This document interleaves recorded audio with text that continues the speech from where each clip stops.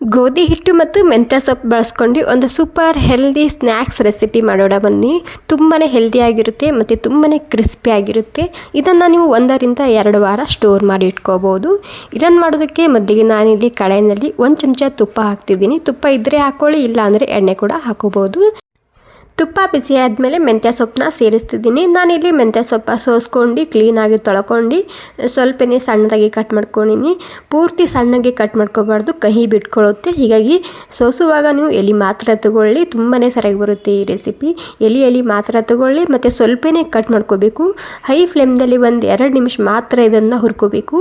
ಜಾಸ್ತಿ ಹೊತ್ತು ಹುರ್ಕೊಂಡ್ರೆ ಕಹಿ ಬಿಟ್ಕೊಳ್ಳುತ್ತೆ. ಹೀಗಾಗಿ 2-3 ನಿಮಿಷ ಮಾತ್ರ ಇದನ್ನು ಹುರ್ಕೋಬೇಕು. ಓಕೆ, ಇವಾಗ ಹೈ ಫ್ಲೇಮ್ದಲ್ಲಿ 1-2 ನಿಮಿಷ ಮಾತ್ರ ನಾನು ಇದನ್ನು ಹುರ್ಕೊಂಡಿನಿ. ಹಸಿ ವಾಸನೆ ಹೋಗಿದೆ. ಇವಾಗ ಇದರಲ್ಲಿ ನಾನು 1 ಕಪ್ ಆಗುವಷ್ಟು ಗೋಧಿ ಹಿಟ್ಟು ಹಾಕೊತಿದ್ದೀನಿ. ಸೋಸ್ಕೊಂಡೇ ತೊಗೋಬೇಕು ಗೋಧಿ ಹಿಟ್ಟು. ಇವಾಗ ಹುರಿದಂತಹ ಮೆಂತ್ಯ ಸೊಪ್ಪು ಸೇರಿಸ್ತಿದ್ದೀನಿ. ಜಾಸ್ತಿ ಮೆಂತ್ಯ ಸೊಪ್ಪು ಕೂಡ ಹಾಕ್ಕೋಬಾರ್ದು, ಕಹಿ ಬಿಟ್ಕೊಳ್ಳುತ್ತೆ. ಹೀಗಾಗಿ ಸ್ವಲ್ಪನೇ ಹಾಕ್ಕೊಳ್ಳಿ, ತುಂಬಾ ಸರಿಯಾಗಿ ಬರುತ್ತೆ. ಕರಿಬೇವಿನ ಸೊಪ್ಪು, ಕಾಳು ಮೆಣಸಿನ ಪುಡಿ ಹಾಕ್ತಿದ್ದೀನಿ, ಅಂದರೆ ಪೆಪ್ಪರ್ ಪೌಡರ, ಮತ್ತು ರೆಡ್ ಚಿಲ್ಲಿ ಫ್ಲೇಕ್ಸ್ 1 ಚಮಚ, 1-2 ಚಮಚ ಬಿಳಿ ಎಳ್ಳು ಹಾಕ್ಕೊಂಡಿನಿ, 2-3 ಚಮಚ ಚಿರೋಟೆ ರವೆ ಹಾಕ್ತಿದ್ದೀನಿ. ಇನ್ನಷ್ಟು ಕ್ರಿಸ್ಪಿನೆಸ್ ಬರುತ್ತೆ ರವೆ ಹಾಕೋದ್ರಿಂದ. ಮತ್ತು ರುಚಿಗೆ ತಕ್ಕಷ್ಟು ಉಪ್ಪು ಹಾಕ್ತಿದ್ದೀನಿ.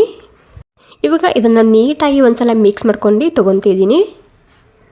ತುಂಬಾ ರುಚಿಯಾಗಿರುತ್ತೆ ಈ ರೆಸಿಪಿ. ಮಕ್ಕಳಿಗೆ ತುಂಬಾ ಇಷ್ಟ ಆಗುತ್ತೆ, ಟ್ರೈ ಮಾಡಿ ನೋಡಿ. ಓಕೆ, ಇಲ್ಲಿ ಒಂದು ಸ್ವಲ್ಪನೇ ನಾನಿಲ್ಲಿ ಎಣ್ಣೆ ಬಿಸಿ ಮಾಡ್ಕೊಂಡಿನಿ. ಎಣ್ಣೆ ಬಿಸಿ ಆದಮೇಲೆ 1/4 ಚಮಚ ಹಿಂಗೆ ಹಾಕ್ಕೊಂಡಿನಿ. ಇದು ಕೂಡ ಇದರಲ್ಲಿ ಮಿಕ್ಸ್ ಮಾಡ್ಕೊತಿದ್ದೀನಿ. ಈ ರೀತಿ ಎಣ್ಣೆ ಬಿಸಿ ಮಾಡಿ ಹಾಕೋದ್ರಿಂದ ಇನ್ನಷ್ಟು ಕ್ರಿಸ್ಪಿನೆಸ್ ಬರುತ್ತೆ ಇದರಲ್ಲಿ. ಹೀಗಾಗಿ ಎಣ್ಣೆ ಮತ್ತು ರವಾನ ಮಿಕ್ಸ್ ಮಾಡದೆ ಹಾಕ್ಕೊಳ್ಳಿ, ತುಂಬಾ ಕ್ರಿಸ್ಪಿ ಬರುತ್ತೆ ಇದು. ಓಕೆ, ನೀಟಾಗಿ ಒಂದ್ಸಲ ಇದನ್ನು ಕೈಲಿಂದ ಮಿಕ್ಸ್ ಮಾಡ್ಕೊತಿದ್ದೀನಿ. ಮಿಕ್ಸ್ ಮಾಡ್ಕೊಂಡು ಆದಮೇಲೆ ಇದಕ್ಕೆ ಒಂದು ಸ್ವಲ್ಪನೇ ಅರಿಶಿಣ ಮತ್ತು 1/2 ಚಮಚ ಗರಂ ಮಸಾಲ ಹಾಕ್ತಿದ್ದೀನಿ.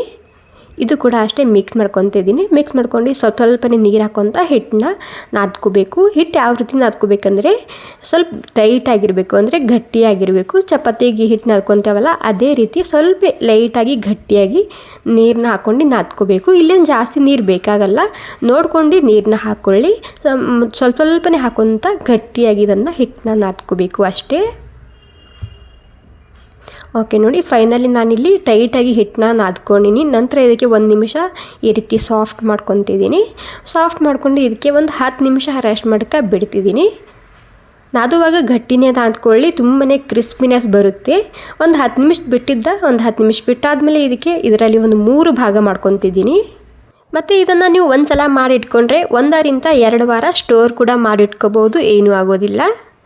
ಓಕೆ, ಇದರಲ್ಲಿ 3 ಭಾಗ ಮಾಡ್ಕೊಂಡಿನಿ. ಮತ್ತು ಇಲ್ಲಿ ಗೋಧಿ ಹಿಟ್ಟು ತೊಗೊಂಡಿದ್ದೀನಿ. ಗೋಧಿ ಹಿಟ್ಟು ಹಚ್ಕೊಂಡಿದ್ದನ್ನು ತೆಳ್ಳಗೆ ಲಟ್ಟಿಸ್ಕೊಂಡು ತೊಗೋಬೇಕು. ಜಾಸ್ತಿ ದಪ್ಪ ಕೂಡ ಇರಬಾರ್ದು ಮತ್ತು ಜಾಸ್ತಿ ತೆಳ್ಳಗೆ ಕೂಡ ಇರಬಾರ್ದು. ಚಪಾತಿ ಮಾಡ್ಕೊತೇವಲ್ಲ ಅದೇ ರೀತಿ ಇದನ್ನು ಗೋಧಿ ಹಿಟ್ಟು ಹಚ್ಕೊಂಡು ರೌಂಡಾಗಿ ಲಟ್ಟಿಸ್ಕೊಂಡು ತೊಗೋಬೇಕು.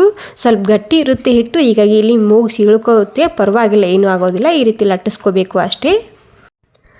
ಓಕೆ, ನೋಡಿ ಜಾಸ್ತಿ ದಪ್ಪನೂ ಇಲ್ಲ, ಜಾಸ್ತಿ ತೆಳ್ಳಗೆ ಕೂಡ ಇಲ್ಲ, ಆ ರೀತಿ ಇದನ್ನು ಲಟ್ಟಿಸ್ಕೊಂಡು ತೊಗೋಬೇಕು. ಓಕೆ, ಇವಾಗ ರೌಂಡಾಗಿ ಲಟ್ಟಿಸ್ಕೊಂಡು ಆಗಿದೆ. ಇವಾಗ ಲಟ್ಟಿಸ್ಕೊಂಡು ಆದಮೇಲೆ ನಾನಿಲ್ಲಿ 1 ಚಮಚ ತೊಗೊಂಡಿದ್ದೀನಿ. ಚಮಚಲಿಂದ ಈ ರೀತಿ ಹೋಲ್ ಮಾಡಬೇಕು. ನಾವು ಡೈರೆಕ್ಟಾಗಿ ಹಾಗೆ ಹಾಕಿದರೆ ಎಣ್ಣೆಯಲ್ಲಿ ಹೋದರೆ ಅದು ಪೂರಿ ಥರ ಉಬ್ಬುತ್ತೆ. ಹೀಗಾಗಿ ಈ ರೀತಿ ಚಮಚಲಿಂದ ಇದನ್ನು ಹೋಲ್ ಮಾಡಬೇಕಾಗುತ್ತೆ ಈ ರೀತಿ. ಓಕೆ, ನೋಡಿ ಎಲ್ಲನೂ ನಾನು ಹೋಲ್ ಮಾಡ್ಕೊಂಡು ಆಗಿದೆ. ಇವಾಗ ಹೋಲ್ ಮಾಡ್ಕೊಂಡು ಆದಮೇಲೆ ನಿಮಗೆ ಯಾವ ಸೈಜಿನ ಬೇಕು ಆ ಸೈಜಿನ ನೀವು ಇಲ್ಲಿ ಕಪ್ನ ತೊಗೊಂಡು ಈ ರೀತಿ ಕಟ್ ಮಾಡ್ಕೋಬೇಕು ಅಷ್ಟೇ. ಓಕೆ, ನೋಡಿ ಎಲ್ಲನೂ ಸೇರಿ ಇವಾಗ ನಾನು ಕಟ್ ಮಾಡ್ಕೊಂಡಾಗಿದೆ. ಕಟ್ ಮಾಡ್ಕೊಂಡಾದ್ಮೇಲೆ ಎಕ್ಸ್ಟ್ರಾ ಹಿಟ್ಟನ್ನ ನಾನು ಬೇರೆ ಮಾಡ್ತಿದ್ದೀನಿ. ಎಲ್ಲನೂ ಒಂದೇ ಸಲ ಈ ರೀತಿ ಮಾಡಿಟ್ಕೋಬೋದು ಪ್ಲೇಟ್ನಲ್ಲಿ. ಒಂದೇ ಸಲ ನೀವು ಇದನ್ನು ಕರ್ಕೋಬೋದು ಎಣ್ಣೆಯಲ್ಲಿ. ಓಕೆ, ಇವಾಗ ಎಲ್ಲನೂ ಎಕ್ಸ್ಟ್ರಾ ಹಿಟ್ಟು ತಕ್ಕೊಂಡಾಗಿದೆ. ಇವಾಗ ಎಲ್ಲನೂ ಇದೇ ರೀತಿ ಪ್ಲೇಟ್ನಲ್ಲಿ ಮಾಡ್ಕೊಂಡು ನಾನು ಸೈಡಿಗೆ ಎತ್ತಿಟ್ಕೊತಿದ್ದೀನಿ. ಮೊದಲೇ ಹೇಳಿದಾಗೆ ಮೆಂತ್ಯ ಸೊಪ್ಪು ಜಾಸ್ತಿ ಹುರ್ಕೋಬಾರ್ದು ಮತ್ತು ಜಾಸ್ತಿ ಕೂಡ ಹಾಕಬಾರ್ದು, ನಂತರ ಇದು ಕಹಿ ಬಿಟ್ಕೊಳ್ಳುತ್ತೆ. ಹೀಗಾಗಿ ಸ್ವಲ್ಪನೇ ಹುರ್ಕೋಬೇಕು ಮತ್ತು ಸ್ವಲ್ಪನೇ ಹಾಕ್ಕೊಳ್ಳಿ. ತುಂಬಾ ಕ್ರಿಸ್ಪಿಯಾಗಿ ಗರಿಗರಿಯಾಗಿ ಮತ್ತು ರುಚಿಯಾಗಿ ಬರುತ್ತೆ ಈ ರೆಸಿಪಿ. ಓಕೆ, ನೋಡಿ ನಾನಿಲ್ಲಿ ಎಲ್ಲನೂ ರೆಡಿ ಮಾಡಿ ಇಟ್ಕೊಂಡಿನಿ. ಇಲ್ಲಿ ಸೈಡ್ನಲ್ಲಿ ಎಣ್ಣೆ ಕೂಡ ಬಿಸಿಯಾಗಿದೆ. ಎಣ್ಣೆ ಬಿಸಿ ಆದಮೇಲೆ ಗ್ಯಾಸ ಮೀಡಿಯಮ್ ಆಗಿರಲಿ. ಮೀಡಿಯಮ್ ಇಟ್ಕೊಂಡು ಇದನ್ನು ಗರಿ ಆಗೋ ತನಕ ಅಥವಾ ಗೋಲ್ಡನ್ ಬ್ರೌನ್ ಆಗೋ ತನಕ ಕರ್ಕೊಂಡು ತೊಗೋಬೇಕು ಅಷ್ಟೇ. ಇಲ್ಲಿ ನೀವು ದೊಡ್ಡದು ಕಡಾಯಿ ಇಟ್ಕೊಂಡು ಜಾಸ್ತಿ ಒಮ್ಮೆನೇ ಹಾಕೋತೀನಿ ಅನ್ನೋದಾದರೆ ಹಾಕೋಬೋದು. ಇವಾಗ ನಾನು ಇದಕ್ಕೆ 6-7 ಒಮ್ಮೆನೇ ಹಾಕ್ಕೊಂಡಿನಿ. ಎಣ್ಣೆ ಬಿಸಿ ಆದಮೇಲೆ ಗ್ಯಾಸ್ ಮೀಡಿಯಮ್ ಇಟ್ಕೊಂಡಿನಿ. ಮೀಡಿಯಮ್ ಇಟ್ಕೊಂಡು ಪೂರ್ತಿಯಾಗಿ ಗೋಲ್ಡನ್ ಬ್ರೌನ್ ಆಗೋ ತನಕ ಇದನ್ನು ಕರ್ಕೊಂಡು ತೊಗೋಬೇಕು. ತುಂಬಾ ರುಚಿಯಾಗಿರುತ್ತೆ ಮತ್ತು ಎಷ್ಟು ಸಿಂಪಲ್ಲಾಗಿ ಮಾಡ್ಕೋಬೋದಲ್ವ. ಮಿಸ್ ಮಾಡದೆ ಟ್ರೈ ಮಾಡಿ ನೋಡಿ. ತುಂಬಾ ರುಚಿಯಾಗಿರುವಂತಹ ಹೆಲ್ದಿಯಾಗಿರುವಂತಹ ರೆಸಿಪಿ ಇದು. ಎಲ್ಲನೂ ಇದೇ ರೀತಿ ಗೋಲ್ಡನ್ ಬ್ರೌನ್ ಆಗೋ ತನಕ ನಾನು ಕರ್ಕೊಂಡು ತೊಗೊತಿದ್ದೀನಿ. ಇದಕ್ಕೆ ಜಾಸ್ತಿ ಎಣ್ಣೆ ಹಾಕಬೇಕಂತೇನಿಲ್ಲ, ಸ್ವಲ್ಪ ಎಣ್ಣೆಯಲ್ಲಿ ನೀವು ಇದನ್ನು ಕರ್ಕೊಳ್ಬೋದು.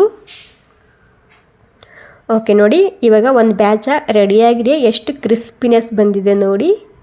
ವಾವ್, ತುಂಬಾ ಗರಿಗರಿಯಾಗಿ ಬಂದಿದೆ. ಸೊ ಈ ರೀತಿ ಕಲರ್ ಬರಬೇಕು. ಅದನ್ನು ಪ್ಲೇಟ್ನಲ್ಲಿ ಹಾಕಿಡ್ತಿದ್ದೀನಿ.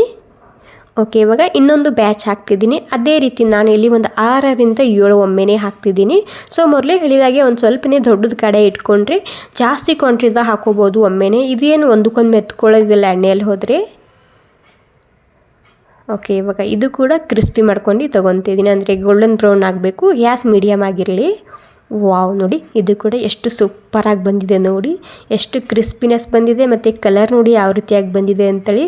ಇದು ಗೋಧಿ ಹಿಟ್ಟು ಮತ್ತು ಮೆಂತ್ಯ ಸೊಪ್ಪು ಬಳಸ್ಕೊಂಡು ಮಾಡಿದಂತಹ ರೆಸಿಪಿ ಅಂತ ನಿಮಗೆ ಅನಿಸೋದೇ ಇಲ್ಲ, ಅಷ್ಟು ರುಚಿಯಾಗಿರುತ್ತೆ.